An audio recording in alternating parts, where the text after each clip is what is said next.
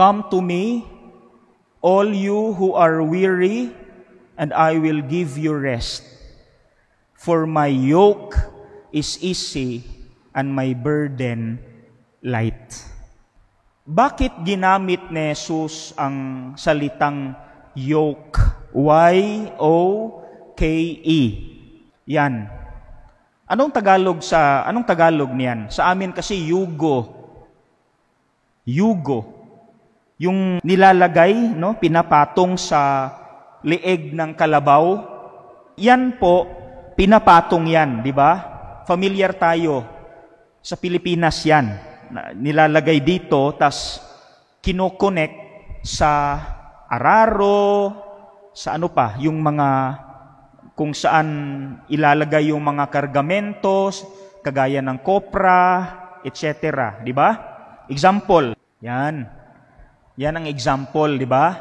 Ginagamit, ipinapatong sa leeg ng kalabaw para sa pag-araro at mga kargamento, mga ani, no, sa bukid, dalhin sa merkado, no, sa palengke.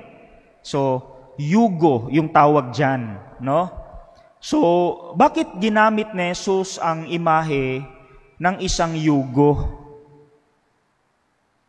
Kasi meron pala itong magandang kahulugan para sa atin. Pero, tandaan, sinabi niya yun hindi sa Pilipinas, kundi sa lugar niya, sa Israel. So, ni-research ko, sinuri ko yung ano kaya ang hitsura ng kanilang yugo doon sa Israel. Yun ang ibig sabihin eh. So, hindi sa Pilipinas. Kasi sa Pilipinas, yan lang eh, isa lang. Pero sa kanilang lugar pala, ang yugo na ibig sabihin ni Jesus, itong pangatlong slide na to, para sa dalawa. Tingnan niyo po ang screen. Isang yugo na para sa dalawang kalabaw. Ang ibig sabihin pala ni Jesus na yugo ay hindi yung para kargahan ng mga gamit para pang-araro, hindi. Kundi, ang purpose pala niyan, bakit pangdalawahan, ay dahil yung nasa kanan, doon, yan ang master na kalabaw. Seasoned na kalabaw. Yung nasa kaliwa, yung maliit, yan ang tuturuan, bagong kalabaw, binatang kalabaw, na tuturuan pa paano mag-araro. Nakuha niyo? Yung sa kanan doon, yun ang master, babad sa trabaho, ilang taon nang nag-aararo, alam na niya paano mag-araro. Itong sa kaliwa, bagito, baguhan, trainee, OJT, apprentice.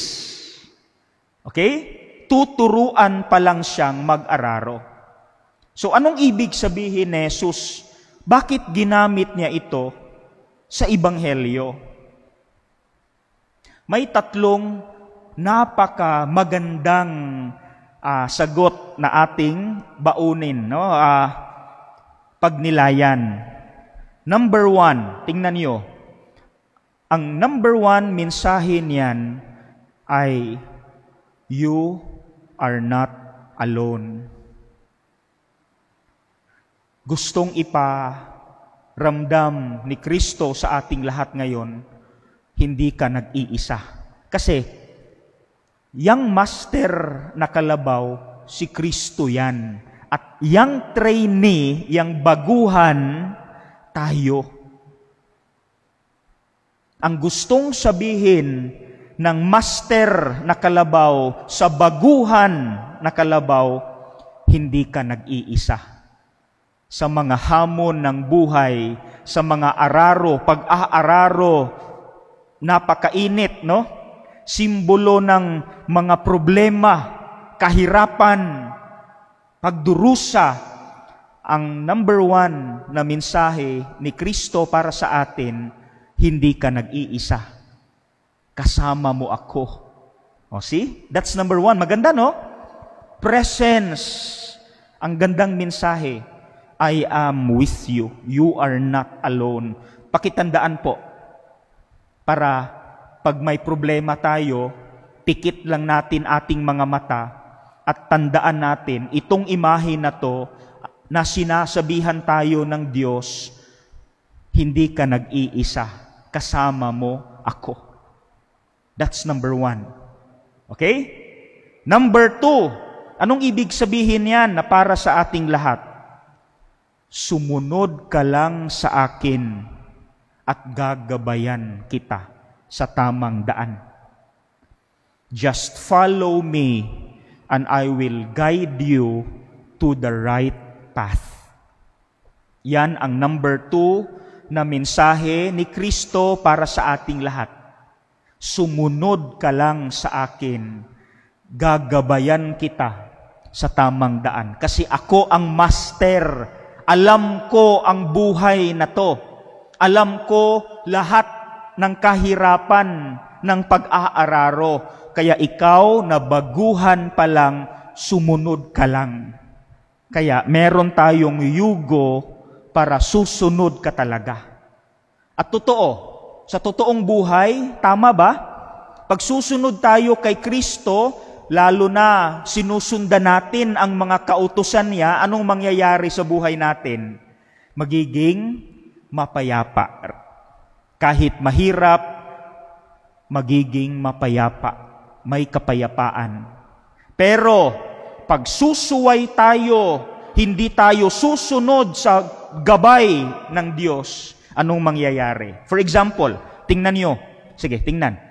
Pag yung master na nasa kanan, doon banda, doon siya papunta.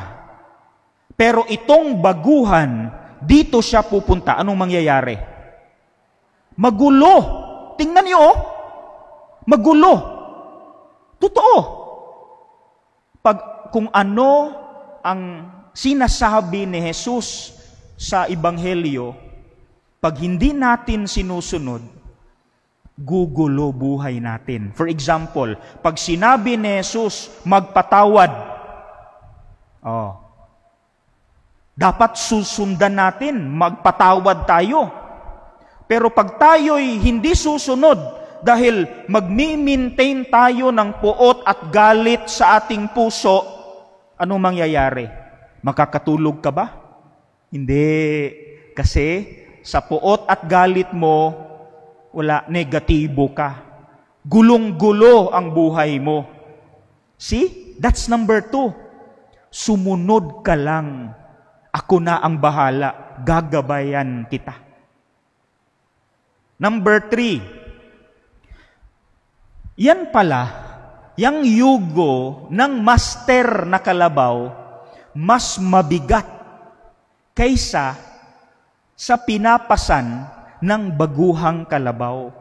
Kung lalagyan natin ng porsyento, ang bigat na dinadala ng master na kalabaw, 85%. So ilan na lang ang natitira? 15% na lang ang pinapasan ng baguhang kalabaw. Ang ibig sabihin yan sa totoong buhay, bawat problema pala natin, yung 85% na bigat ng problema mo, kinuha ng Diyos at siya ang nagpasan. Para hindi ka susuko. Kasi pag tayo ang pumapasan nitong 100% na bigat dahil sa problema, hindi natin kaya. Susuko tayo. Kaya pala buhay pa tayo kasi sa bawat problema natin, tinutulungan tayo ng Diyos na pasanin ang bigat na dala ng ating problema. He is the master Carabao is carrying 85% of the total weight of the yoke. Mas mabigat kesa sa baguhan. Tinutulungan pala tayo ng Diyos na pasanin ang problema natin. Kaya pala, kaya natin. That's number 3. Okay? So huwag sana nating kalimutan yung 3. Good news, no? Para sa ating lahat.